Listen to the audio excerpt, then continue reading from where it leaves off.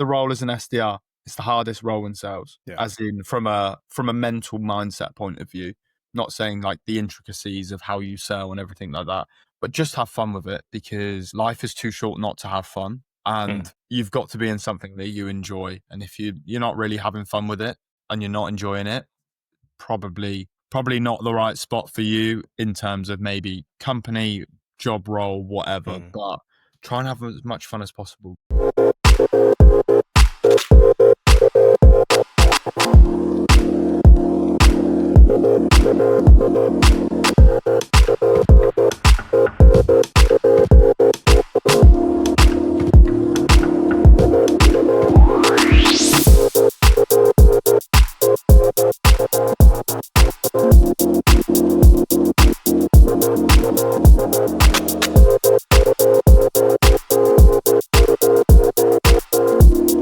Hello, listeners, watchers, fans, and subscribers. Welcome to another exciting chapter of the SDR DiscoCall podcast. My name is Bhuiyan, and I'm your host for today. The reason this show exists is that we work in the world of tech sales and sales development. This is a role which is helping drum up leads, convince prospects to look into your business and potentially buy. And it's one of the hardest parts of the sales cycle, in my opinion. But what I like to do is go around the world and find really cool and interesting people that work in this profession to figure out how did they get into this thing? Like, what was the beginning of their career? What have they learned? And what things can they share with you, our audience, to help you become what I call happy sellers? And this guest is somebody I've really been looking forward to having on board for a long time. It's been a long time coming. But before we introduce this guest, just as a gentle reminder that if you're listening to this in your local podcast platform, please make sure that you give us a rating and share this episode with anyone you think it could help out. And equally, if you're watching this on YouTube, could you do us a massive favor? Go down right now. Yep, right now. Go down and press like, comment, and subscribe, because what you're telling the algorithm is that this is really cool and good, interesting content, and it's going to help the reach get out there even further. But guest, could you please introduce yourself? Could you tell us who are you, where are you based in the world, and where do you work, mate? So I am Henry Clayton. I am an SDR at Allego. I am based in the beautiful southwest of the UK. I wouldn't share any names because it will mean absolutely nothing to anyone because it's in the middle of nowhere. Well, Mr. In the Middle of Nowhere, a pleasure to have you aboard. But Henry, I've really been looking forward to this, mate. Thank you so much for coming on board. So you're an SDR at Allego. Could you tell us at a high level, what does Allego do, bro? So Allego, high level, is a YouTube for salespeople. You can go there. Yeah, sounds pretty cool, right? Do you know what? Sorry to interrupt. That's probably the best pitch I've heard on the show. It's a YouTube for sales. Tell us a little bit more. Like, what do you guys do, and like, who do you sell to? So we are a sales enablement platform. We'll sell to sales enablement, marketing, and sales leaders. The big thing is if you want to be able to access the right content, what your top performers do, be able to practice, pitch, and have all of your learning onboarding all catered into one, so you can become a better salesperson. That is basically, in a nutshell, what Allego does. And I think the YouTube analogy is everyone uses YouTube to learn, right? That is freaking awesome. And I'll tell you what, because I once in a former life worked at a competitor of Allego called Shoutouts, and I used to call it, we gave salespeople X-ray vision to their prospects. But your analogy is YouTube for sales. Like, bro, I absolutely love that. That's freaking amazing. So thank you so much. And Henry, outside of sales, you're a man with a lot of passions and different interests and hobbies. Could you share us a little bit, like, what does Henry get up to outside of sales? So outside of sales, if there's a sport with a bat or a ball, I'm there with bells on, basically. I'm very sporty. I just like to enjoy myself as much as I possibly can outside of work. I like to travel a little bit, but football and cricket are my two main passions, and then I'll play any other sport. I do a bit of running from time to time, but that's kind of sloped off in the last year or so, but you know. Love that. Thank you for sharing. And for a bit of transparency, the way that me and Henry know each other, we've known each other for a few years, but I was actually Henry's sales coach, and we met together through my sales coach. And when I first met this dude and he came into the Zoom, I was just like, this guy's got a lot of energy, and I've seen this guy grow phenomenally over the years. Super proud of him, and I was just like, bro, we need to get you onto the podcast. So I'm super happy that you're here now, mate. But what we like to do at this point of the show is go to our guest's LinkedIn profile to get a little review as to like where have they been, what they've been up to, and we're going to learn more about this. But for all of our listeners out there and watchers, all of our guests' LinkedIn profile will be in the show notes. So if you want to connect with Henny, scope him out, check him, see anything that comes up from today, like maybe pick his brain, feel free to reach out.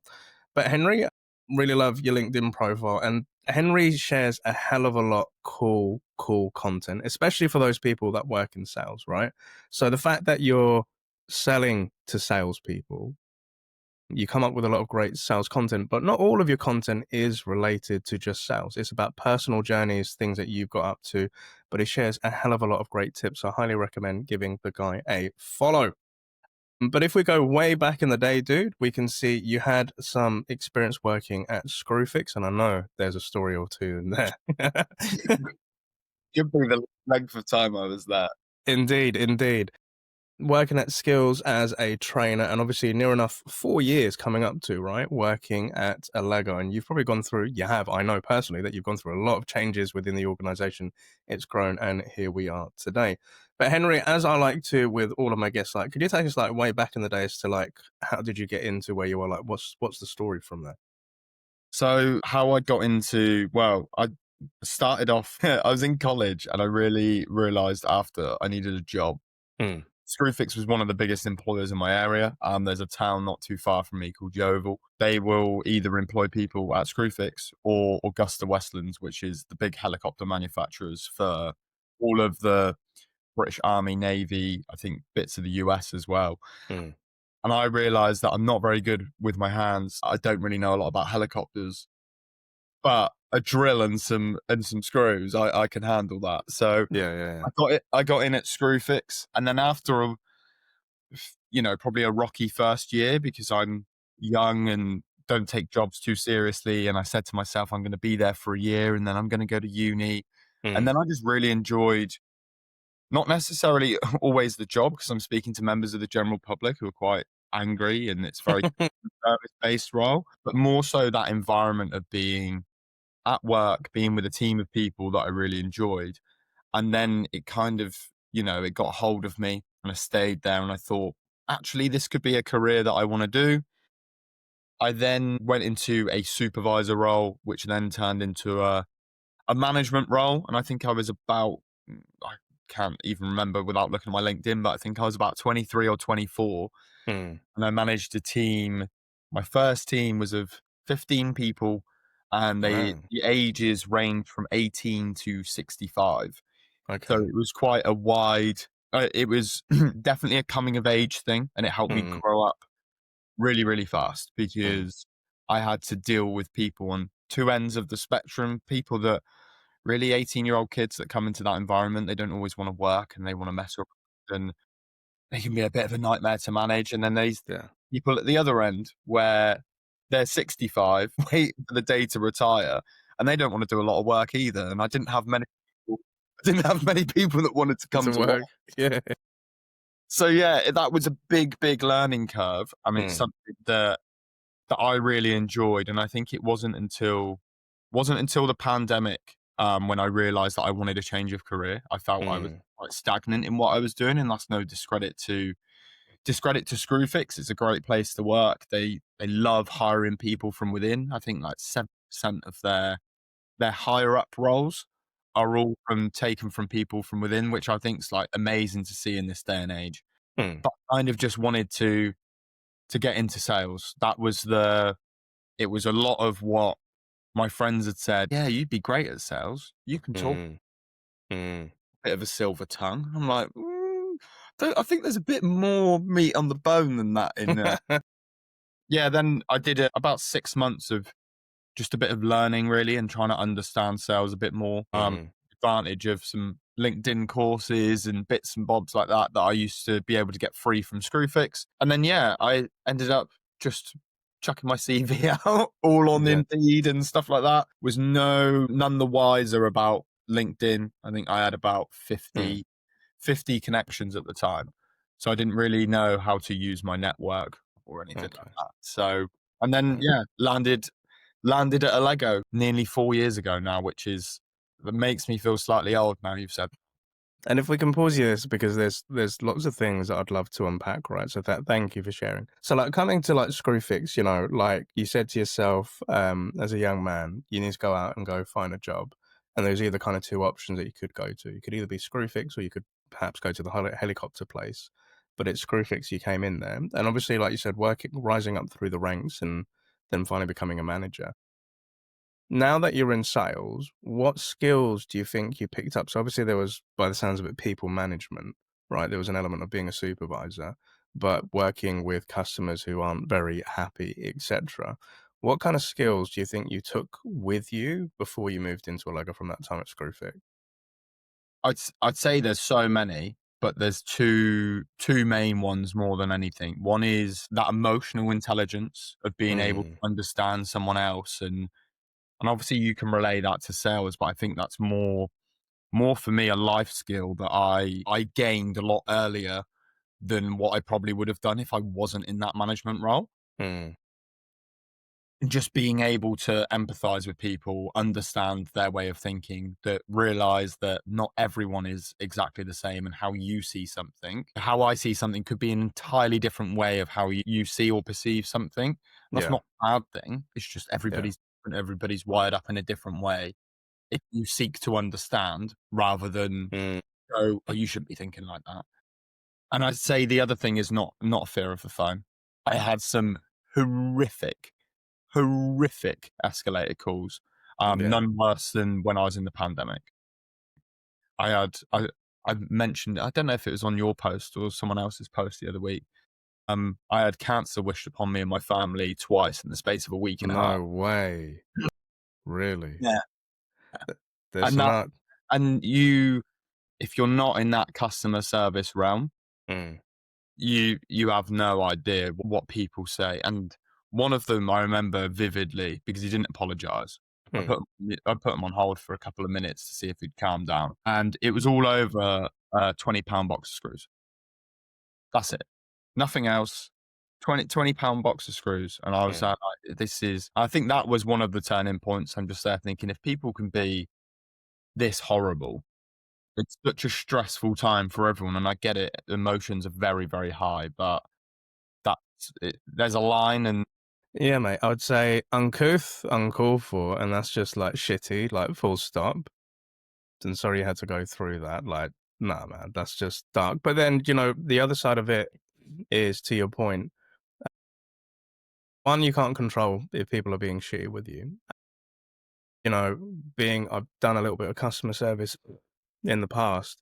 There is this thing with some people, and again, I don't want to make a sweeping blanket statement, but there are some people that, because they don't know that individual and because there's no connection to them, and it's either through being online or it's being over the phone, some people think it's okay to be shitty to other people because they don't have any attachment to that person. And it's not nice, but the point that you raised with, and maybe this is where it came into play, is the emotional intelligence side. So understanding, empathizing with people and stuff like that. Like you said, do you know what? I'm going to put this guy on hold for a minute just to see if he's going to calm down, because you can understand how the human mind works, right? And it is a very great skill to get into sales. And maybe you could relate to this, like being a supervisor and being a manager.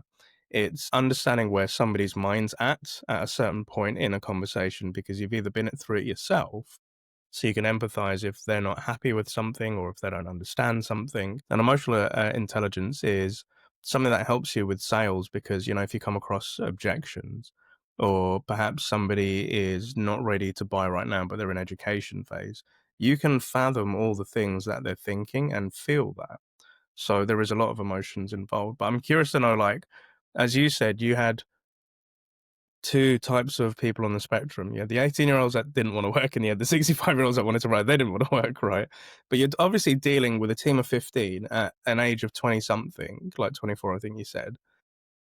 What was it like? Because I remember it was the same for me when I became like an SDR manager at like 24, 25. That was a whirlwind of emotions. And you said something very key here, which was, um, you know, you're having to deal with these people, and you're dealing with different sort of emotions, but you're still figuring yourself out. and you're trying to and that's it. People don't think the same way that you do, right? And that was a rude awakening for me when I was a manager. But what was it like dealing with different personalities?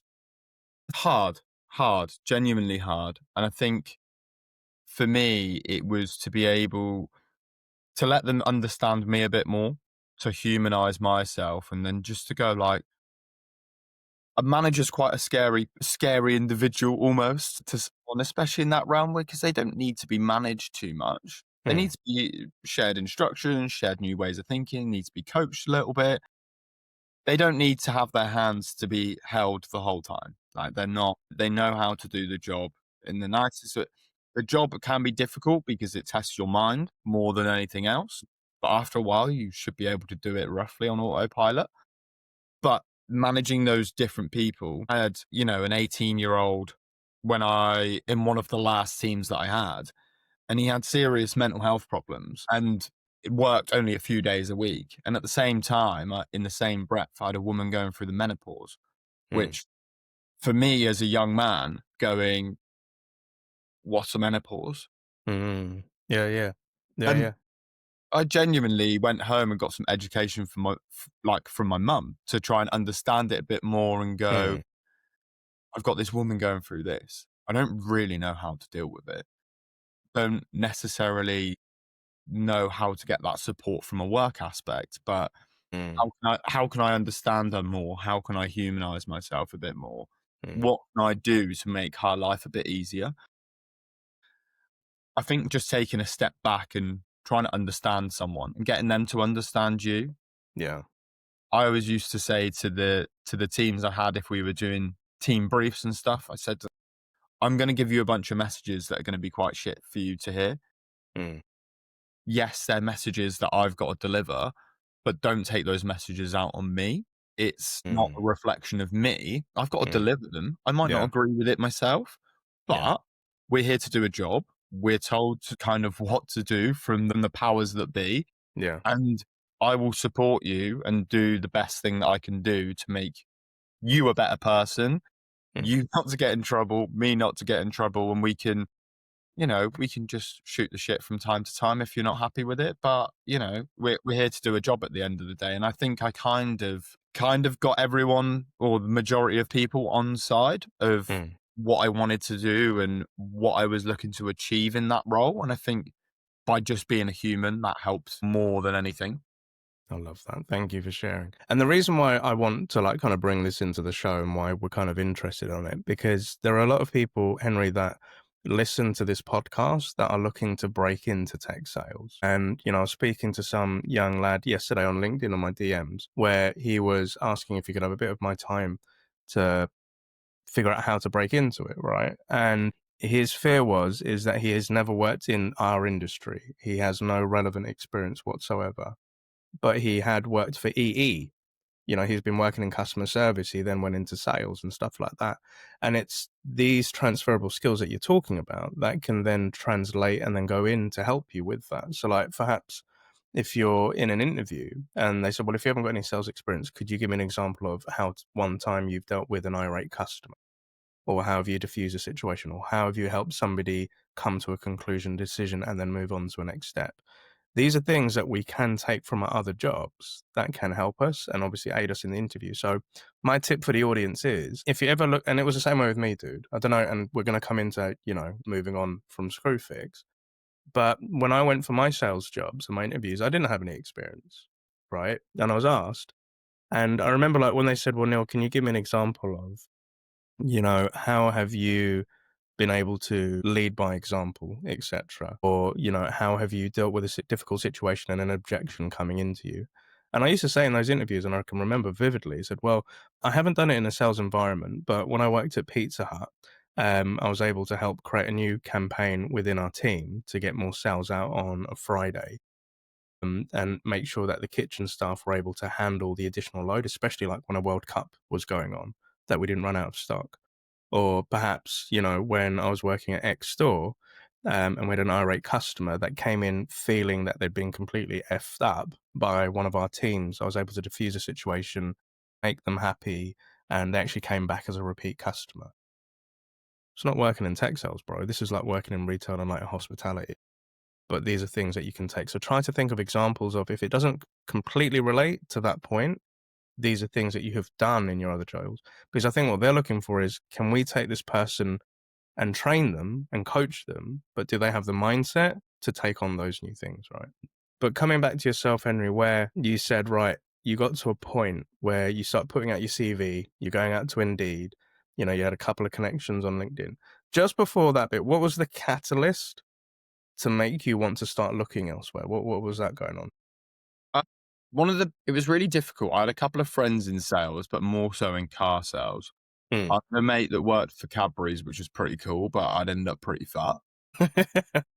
You know, like, yeah, I want to earn more money, but do I want to spend it on chocolate? Probably not. The thing for me is, I've spoken to those people. They said that I'd do well in a sales environment from them knowing me, my background in Screwfix. And I think there's money to be earned out there. And I don't think people are very aware of, outside of that tech sales sphere, Mm. of what money there is there to be earned and what you can do and Yeah. where you can take your career. I wasn't thinking about my first role in tech sales is going to be like, yeah, this is going to make me a millionaire. My fifth, sixth, seventh, you know, it Mm. you if I'm actually any good at it. And the catalyst to change, the pandemic was the biggest catalyst to change. Mm. A lot of time I was furloughed. I had a lot of time just sitting there thinking of going, I'm content, but I'm not happy. Mm. That's no discredit to Screwfix. It was more so I'd done that management role for 3.5, 4 years, or 2.5, 3 years at that time. And after a while, it does get heavy. It does get heavy. You're constantly firefighting, and there's a few people that I managed during the pandemic and after the pandemic, as when we're coming back into the office. That was really difficult for me because high emotions. I'm a I'm a very emotional person myself, dealing with more and more mental health issues, and I'm banging my head against a brick wall because I can only signpost, I can only do so much. I can say, go and speak to your doctor, you can have time off work, and the Mm. frustration I had with how little the government and probably the NHS takes the direction from the government, right? Of how little was done for mental health, especially for people that were my age. Mm. People that were my age that couldn't cope with that lockdown, and especially when it happened a second time. That was the big thing. The first one, I was quite comfy in the first one. Sun was out. I could drink gin. I Mm. could go for nice long walks. It was beautiful. The next Mm. one, it rained. I couldn't go out for long walks. I drank less gin, and it was really difficult for me. Yeah. And I had a nice support network of friends, and I'm very blessed to have that, but some people not fortunate enough to have that. They're coming into work and speaking to me and unloading everything on me, and I can only do. Mm. I'm not a counselor, I'm not a therapist, Mm. not trained on that mental health aspect. But I found that really difficult, and it Mm. was not an environment I wanted to be in because all I wanted to do was help, but my hands were tied in what I could do. So for me, it was, I need to change what I'm doing, but I need to go into something that I enjoy, and something where I'm either going to enjoy it by making lots of money, or I'm going to enjoy it because I enjoy it. And I'm lucky to have found something where it's both. Yeah. So I get to enjoy it and I get to make good money, and it's solely me. That was the big thing. Mm.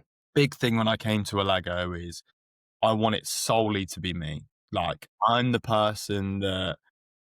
reason I don't hit target. I'm the reason that our Mm. bonus here. I only have to manage myself. I have to manage my own mindset, Yeah. my own work day, like have that autonomy. I don't want to manage anyone. Like, I Mm. still got that thought process in my mind nearly Yeah. 4 years after. Still don't want to manage anyone. It's not, Yeah.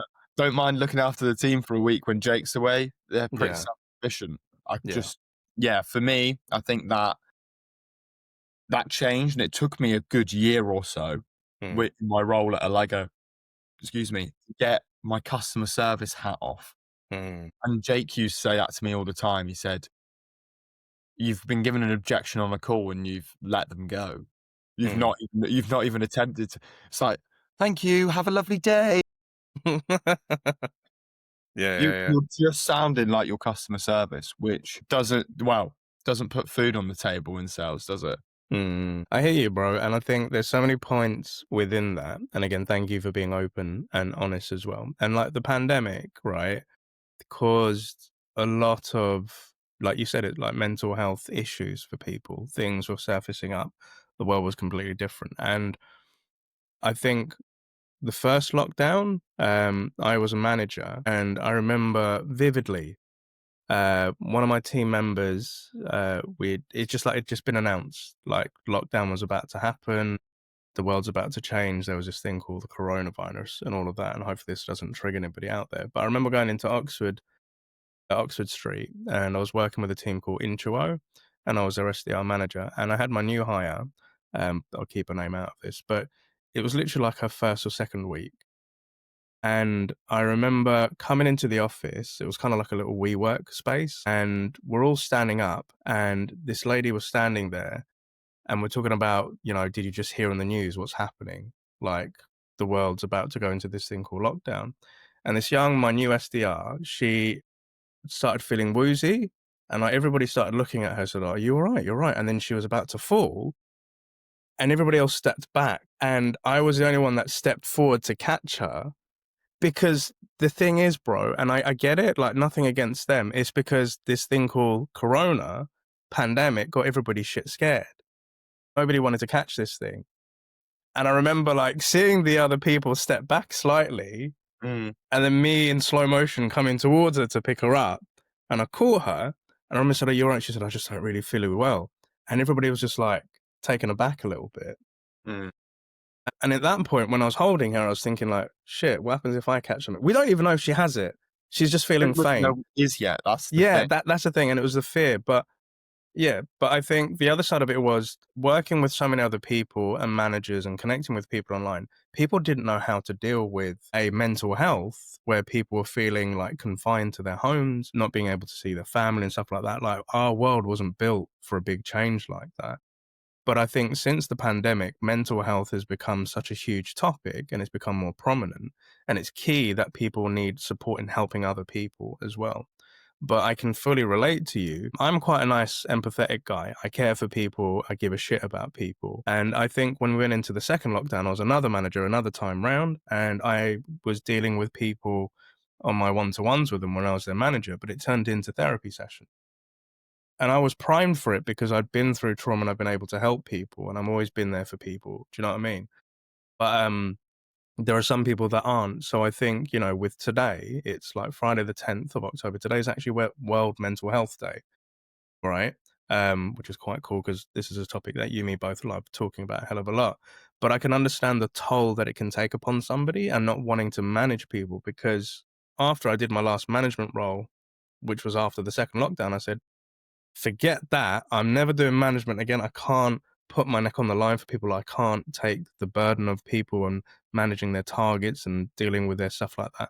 So that's when I took the transition into becoming a coach where I can work alongside you, support you, but I don't want to be responsible for you in the sense of your manager, right? But again, thank you for opening. There's so many more topics I want to unpack with yourself, Henry. But coming back to this point of like going into Allego, so here we have a guy that worked for Screwfix. You was working in a completely different industry. You're coming into tech sales and the YouTube for salespeople. What was that transition like, bro? Hard, Mm, real hard, yeah. because again, fear of the unknown. I'd worked from home on and off when I was at Screwfix, so from the pandemic onwards, it was a week at home, a week in the office, a week at home, just so you could social distance when you're in the office, right? Yeah, yeah, So I had a bit of a taste of working from home, but not full time. yeah. Mm, So that was a big change. At the time, I felt like I was the dumbest person in the room for a long time because mm, it just took me a while to get it. Just took mm, me a while to get it. And back when I first started, I was selling Refract, which is a part of Allego's platform, which is a conversation intelligence piece, which you obviously know Rich, Mark, Kev.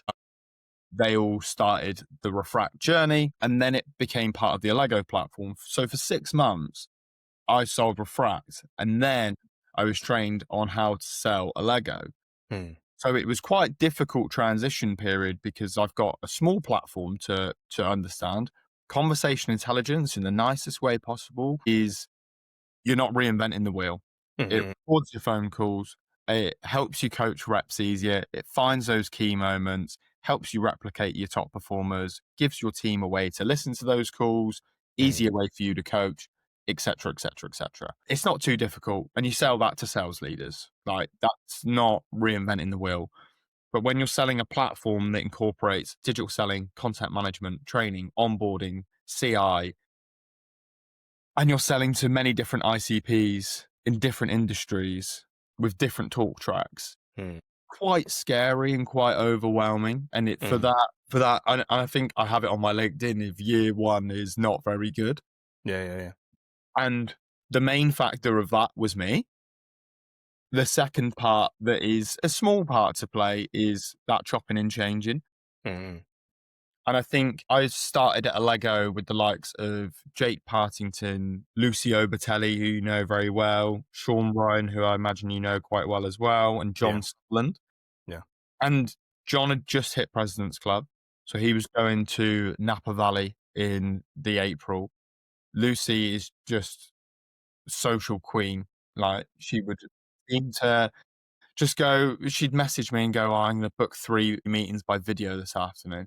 And then I can book 4. And I'd go, how do you do it?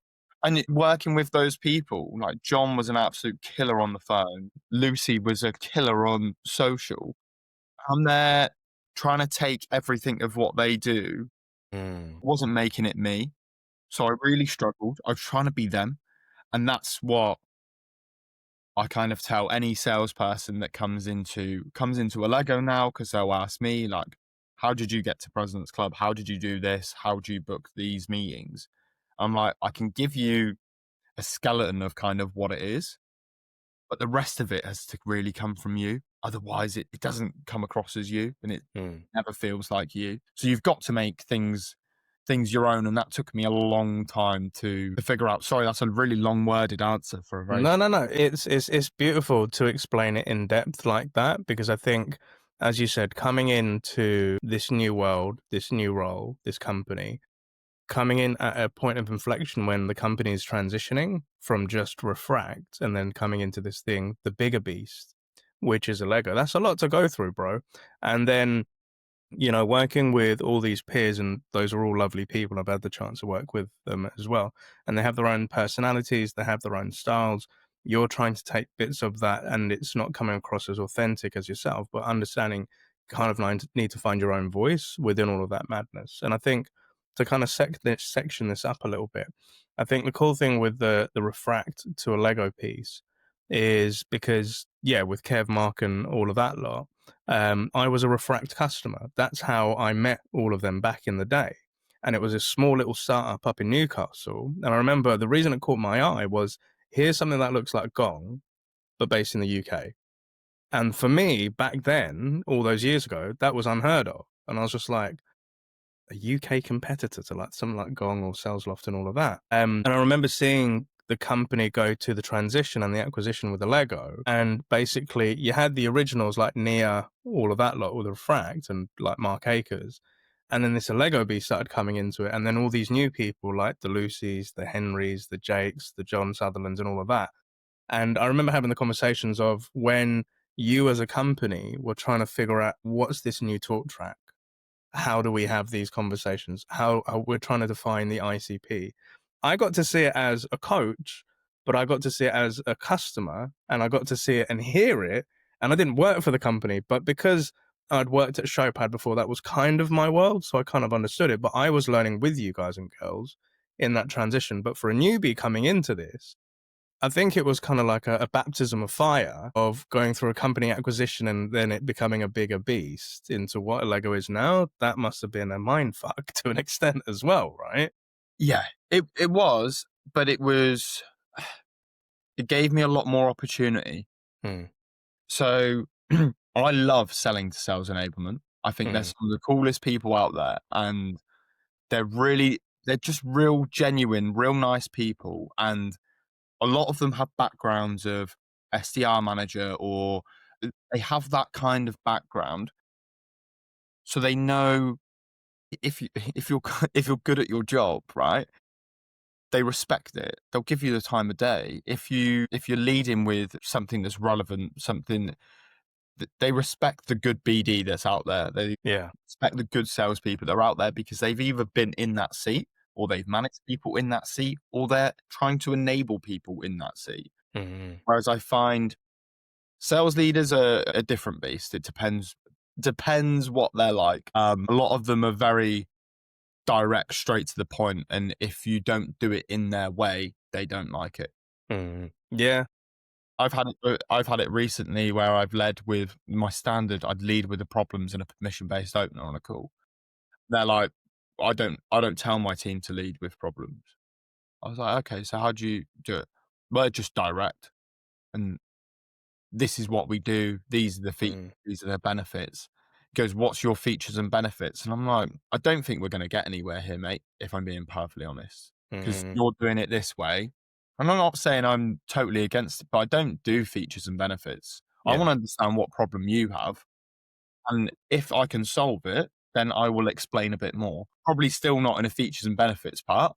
But if you want to do the dance, then you've got to have the right partner, really, haven't you? And that's why I kind of like selling to enablement, as I find that they're nice dance partners, whereas sales leaders step on my toes. So, like, the reason this brings me such joy is you've definitely opened a topic of when working in sales, and if you're a salesperson selling to salespeople, it's fun because there's two sides of the coin. So the first side of it is there's this mutual respect that you're in the industry, the field, you like their style, the way that they do, you respect them as a salesperson. You get to learn tactics because, like, every time I was selling to VPs of sales, I was kind of acting like the rep under them, even though I was selling to them as the AE. But I would ask them, like, what do you think of my approach? What would you do in my position? And, you know, when I'm trying to close a deal with them, I said, like, if you were my VP of sales and I brought you this deal, what would you say to your rep, Mr. Customer and future prospect? And there was so much learning within that you can definitely have. But the other side of the coin is there are so many egos within sales, right? And there were salespeople that I met, to your point, which, well, we don't do it that way. Or like, why did you say that? Like, Neil, you could have closed me. And I'm like, I'm not looking to close you, bro. I'm looking to have a conversation first. And there you'd find critique. But again, whether it be sales or not, there's always going to be all types of personalities in whatever profession and industry you have. But in sales, bro, there is a lot of egos, right? There is a hell of a lot of egos. And, you know, like debates, and we both see it, like on LinkedIn, like permission-based openers, or you should be doing this when you're trying to close a customer. I'm like, everybody has their own style, you know, and everybody has their own way of doing it. Like, I know as a salesperson, I'm completely different to perhaps, I don't know, like a Richard Smith and the way that he may close, right? But I think it's looking at the differences and, you know, almost taking those different parts of people and respecting people the way they do what they do. So I know, like, when it comes to sales coaching, as the HappySelling sales coach guy, my way of coaching is completely different to other type of coaches that might be ICF accredited. Like, I'm not accredited for shit, but I know I've helped a lot of people, right? But yeah, like within sales, and I remember, like, with ourselves, like when we were having coaching sessions, and again, I won't go into too much detail about this, but trying to figure out the talk tracks, trying to figure out how to go after the ICP, trying to figure out what days of the week and what personas you're going to be speaking to, and then thinking about the different type of messaging. I think selling to sales, that's a really cool thing, trying to figure all that stuff out, but then being able to test it. But then you could ask that salesperson their opinion on that approach because you're trying something new with other salespeople. But do you have any like harrowing stories of like when trying to sell to the salesperson, it just didn't go right? One one made me change the way I approach cold calling. And I've got through my problem statement, and he seemed a bit shut off at the start anyway, right? I've got through the problem statement, two problems that I led with, said, facing anything similar? Was it you facing something completely different in your world? Something along those lines. And he said, before I answer that question, did you just read every single word of that offer script? Mm. And I've gone, I'm going to be honest with you. Yeah, I did. And then he went to the point of going, you don't need to do that. You have it there as a base. Mm. The aim of the call is to have a conversation. Yes, those words matter, but my best advice to you, if you're going to be doing this cold calling, is don't just read off a script, because Mm. I'm on the other end of the phone and I can hear the tonality in your voice. Mm. And I listened to that call back and I went, God, I sound so boring. Mm. Because I sound like I'm reading the crappiest bedtime story ever, Mm. because it nearly sent me to sleep. So, but yeah, that made me really change how I approach cold calling, how I would probably just approach it in general, really. Mm. Just lots of things of not being so regimented and so kind of uptight, and this is how it's got to be done, and this is how I want a conversation to go, because at the end of the day, you can map out what your conversation looks like. Will it ever happen like that? Probably not. No, you're right.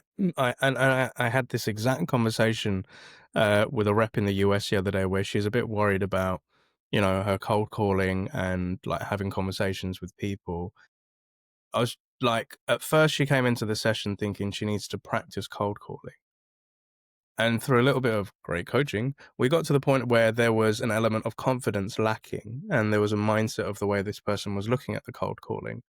And kind of the thing that I said to this person was like, look, when it comes to cold calling or discovery calls, right, what you want to try and figure out is a really good beginning and a really good end. Mm. Like if you have a solid structure of how you set up the conversations, like, I appreciate you joining, just check we've got X amount of time. This is the goal for today. That's your solid beginning. And at the end, it's orchestrating those next steps. So Henry, I've got my calendar to hand. I would love to introduce you to Shakir, who's our product expert. And, I've got you the next blah, blah, blah. That's the solid end, right? But I said, it's the bit in the middle. That's the shit you can't predict.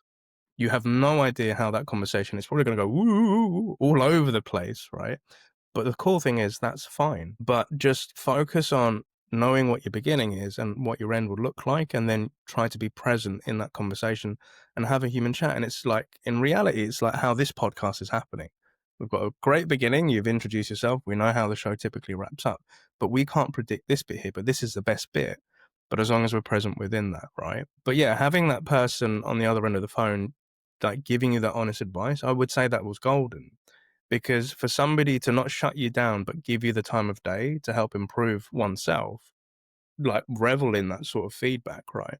But I think what I've learned on the other end of the spectrum is sometimes you need to ask permission if you're about to give somebody feedback, especially unsolicited feedback.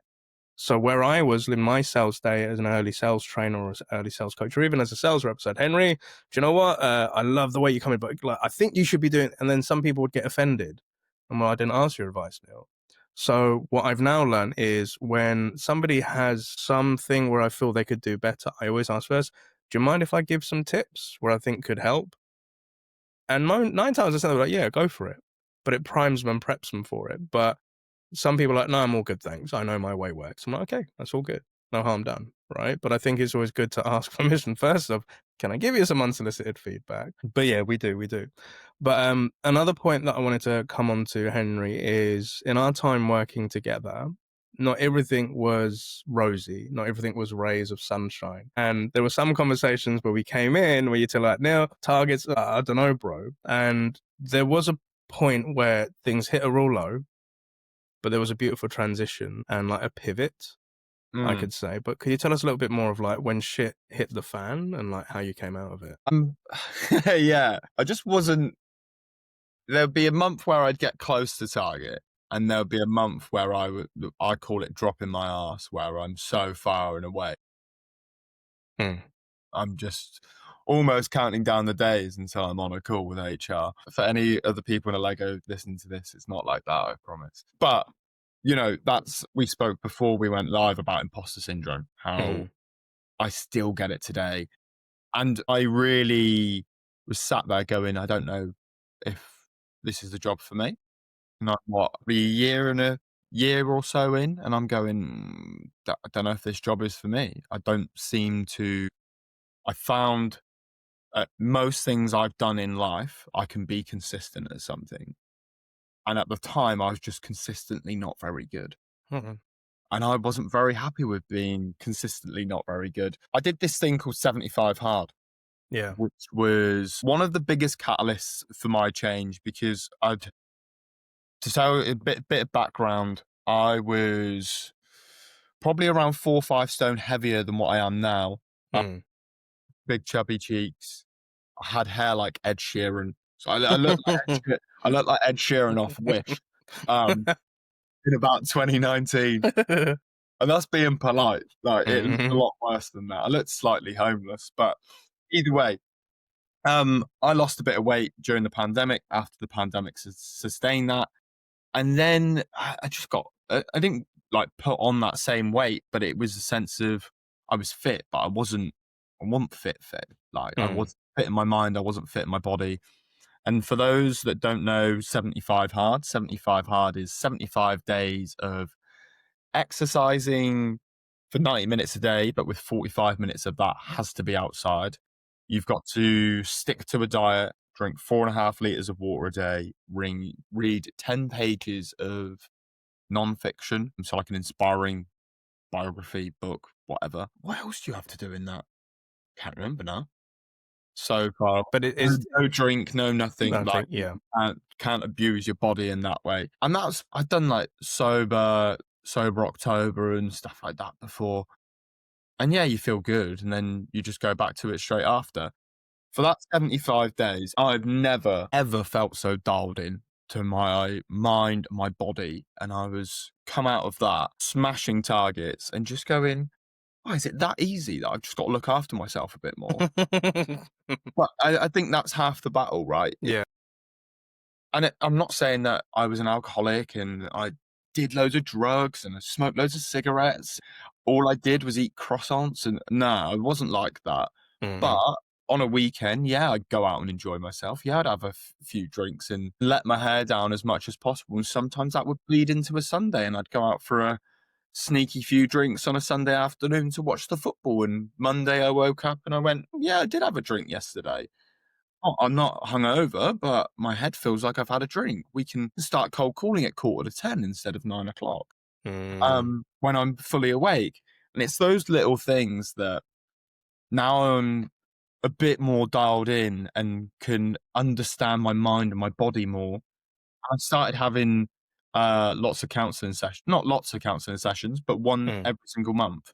Mm. And being able to get a weight off my shoulders that I didn't realize was there. Mm. And it could be something so small that I'd share with my friends anyway, but it wouldn't have the same effect of when I shared it with a counselor, if that makes Yeah. sense. Yeah. Because they've got my best interests at heart. She hasn't. She Mm. has, but she Mm. hasn't. Yeah. Um, It's more but objective. she's there to help and guide me and help me understand me better. I think that's the big aim of a counselor. And I think for me, being able to understand me better, how am I wired up? What makes me tick? What makes me get out of bed in the morning? Mm. How do I be structured and do this job? Lots of different intricacies that make up me, but being Mm. able to understand me better can help me do my job better. That's a very I don't know, it's not No, no, wishy-washy, it's not wishy-washy, and I but will like kind of, here, there, everywhere. yeah, no, I'll solidify a bit, like, so for our audience, a bit of perspective, and the reason why I've loved working with you, dude, and knowing you is like being your sales coach, and I saw a Henry change. I saw the transformation, like when he used to come into our sessions, and again, for privacy, I won't go into full like disclosure of what we spoke about, but there were many a time where Henry was on top of the world, and there were many a time when Henry wasn't on top of the world. But the key thing that I realized with yourself is you started to love yourself a little bit more, right? You were more compassionate with yourself. You saw the honesty of when things weren't great, and you brought those into those sessions, but you were proactively looking at ways to deal with it, or to give yourself permission to feel what you were feeling. And I remembered like commending like doing the counseling and saying I myself go to therapy, and like how it's helped me as well. But I think, to your point, the most important point there is like figuring how you're wired, right? Because a lot of these things come from us being children growing up and going through experiences, but not realizing we're being hardwired as we're going along the way. So when we come into this adult phase where we're working in a professional job and we've got a career, we don't know why we get fucked off by things, or we don't know why things are triggering us, or we don't know why, we're self-sabotaging and all of this sort of stuff. But from my point of view, I saw this human being going through this fucking awesome transformation. And like when you're telling me like you're going for President's Club, you're hitting targets, you're smashing it, it's when I realized I saw your own self-belief in you. That's what made me super proud, because I was super proud, hella proud as your sales coach and seeing you doing all these great things. But when I started seeing you believing in yourself to do it, that was the magic bit for me. And that's like where I was just like, yeah, that's my bro. That's my bro. Like he's got his shit going on. Like I like it. I like it. Yeah, well, as always, dude. And the other bit is like, I want to kind of come on to like coming back to your LinkedIn, right? So as mentioned, I think it was a few weeks ago, you mentioned me on a lovely post about, sharing stuff on LinkedIn. And I remember at one point, Henry, you went viral on LinkedIn like a year or two ago, right? Yeah, I did. I want to come to that point in a moment, if that's cool. But with Henry, the point that I want to get for our listeners, and if you're watching this on YouTube, and if you're listening on the podcast and you can come back onto YouTube, come to this point and watch through here. Because the thing that I like about Henry, as I said on one of his posts, is you come up on my feed, right? And you're somebody that brings some honesty, you're somebody that brings tips, you bring humor, but you have a lot of people coming into your posts, like either agreeing, laughing with you, adding their 2 cents. Like that's how you drive engagement online, right? And you're a great example of it. And the reason why, like even this, like it's just funny. It's good. It's just cool stuff to see, right?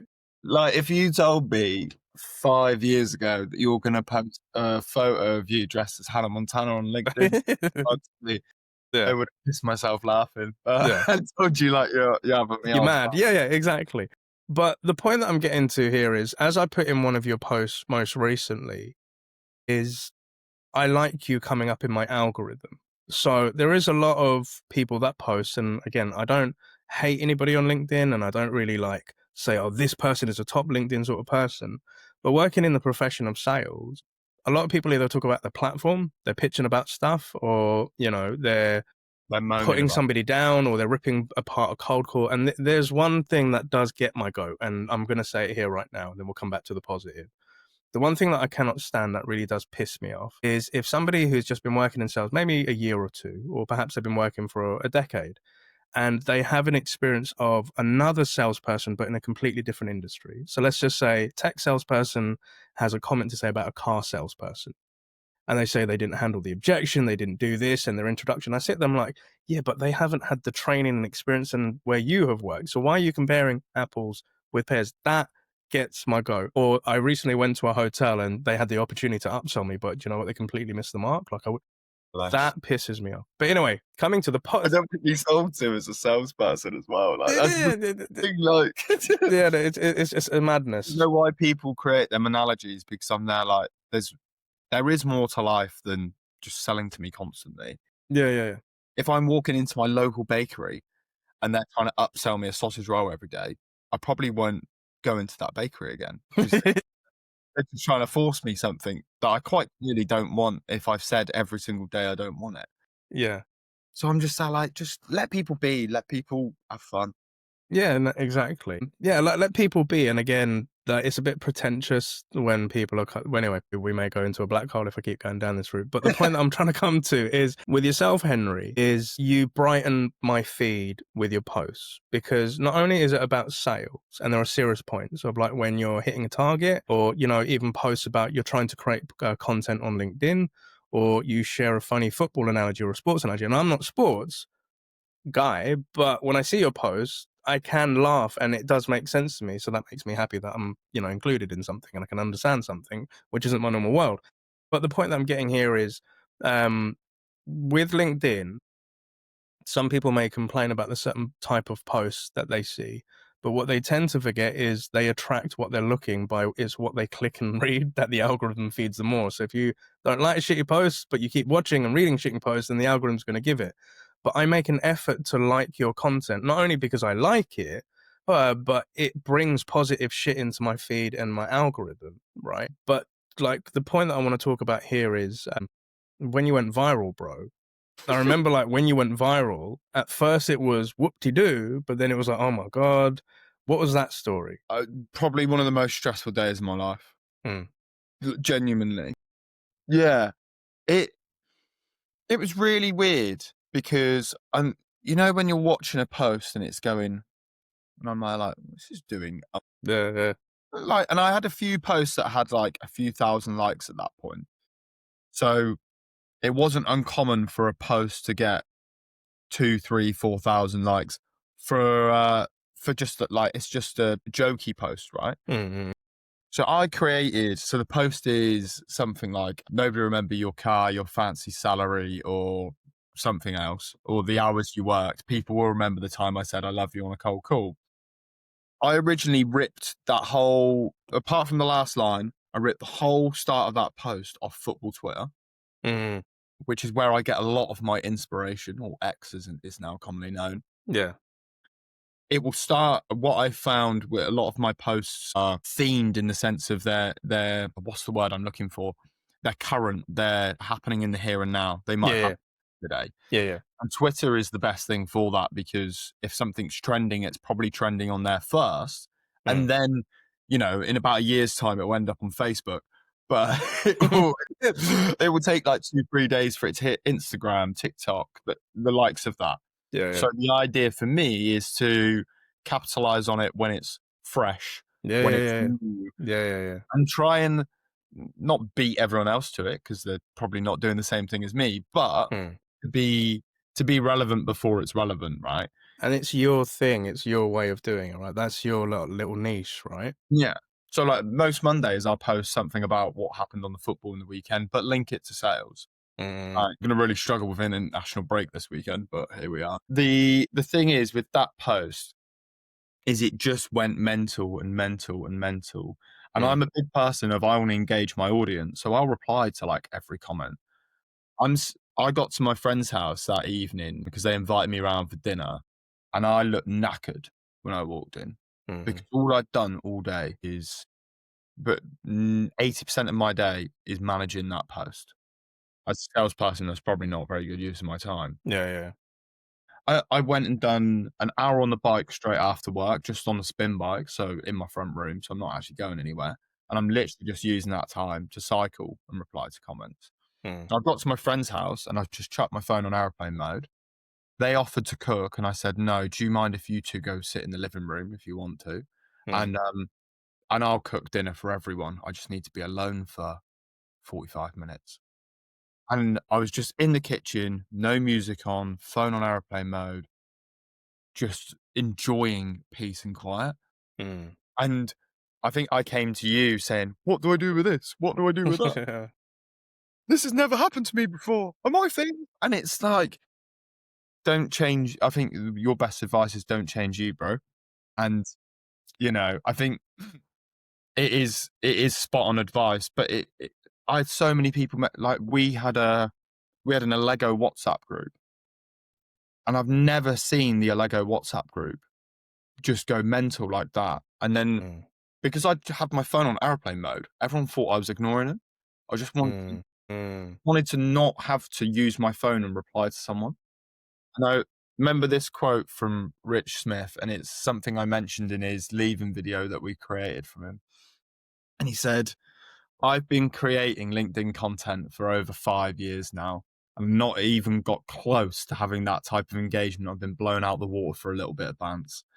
And it kind of sums it up, because Rich's posts are really well thought out. They give me great tips on how to do my job, how to do his job as sales leader, what they look to do with my sales coach, and his post when he was at Allego talking about the power of coaching, the power of the actual platform itself. And, he's had a part in 2 great books of problem prospecting and deconstructing discovery. And I kind of agree. And his statement wasn't intended to be a negative one on my part, but it kind of shows the way the world goes now is that little bit of bants. People want to see a bit of humor and a bit of stuff in their day like that. And yes, there's still room for the Rich Smith posts of coaching and stuff like that, but they don't sometimes get the flowers that they deserve. Yeah. I can put a funny football meme up, mate, and get 100 likes on a post, loads of comments, and people going, "Oh, that's really funny, Mohamed Salah or whoever," right? I don't Mm, care. I'll put up a thoughtful post of me going, "This is how I do my job. This is what I did from when I wasn't doing very well in my job. This is how I turned it around." And it could be liked by the likes of yourself, my 5 Allego colleagues, my mum. mm. Doesn't matter if one person Yeah, sees it, they see it. There's so many yeah, lurkers out there. yeah.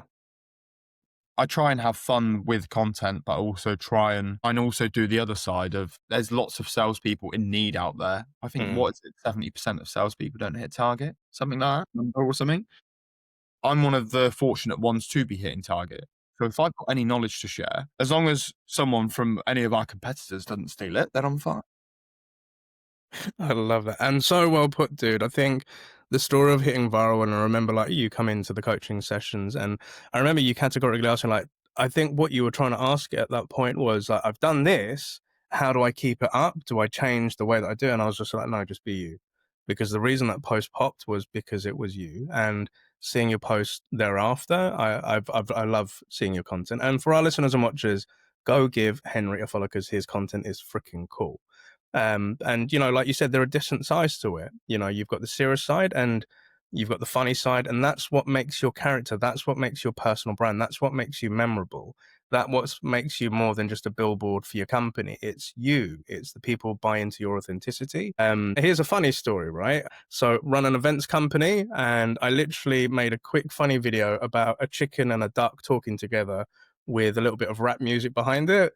Just throw it on our account social. As of this morning, it's hit 4.7 million views, right? And what I found hilarious was all of my music content, all of my sales content has never even reached that.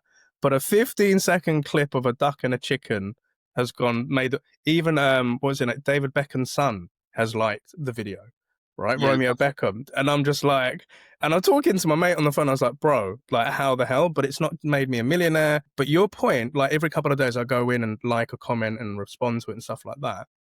But I just said, like, I'm not a millionaire. I haven't got like brands knocking at my door and stuff.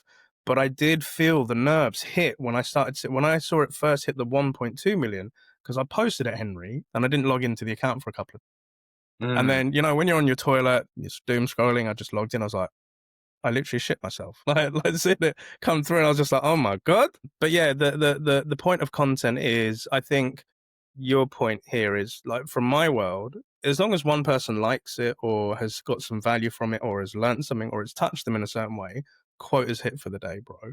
Like, some posts pop, some posts don't.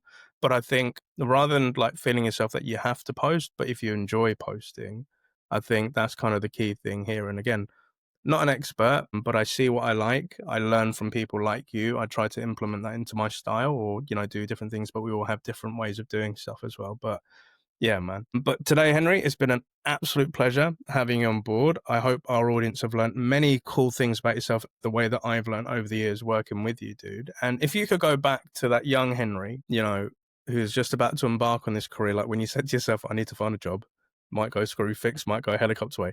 If you could give that guy 3 bits of advice, and he's about to embark on the same journey, what would that be, mate? that's a really good question. I was going to take the Mickey and say, get good at working on helicopters, but I don't like that. For me, I think don't be afraid of asking someone for help. And that's in the sense of therapy, counseling, coaching. Mm, Don't be afraid. That fear of the unknown, of you opening yourself up to the outside world and to someone that is a complete stranger sounds so daunting and bloody scary. Categorically one of the best things I've ever done.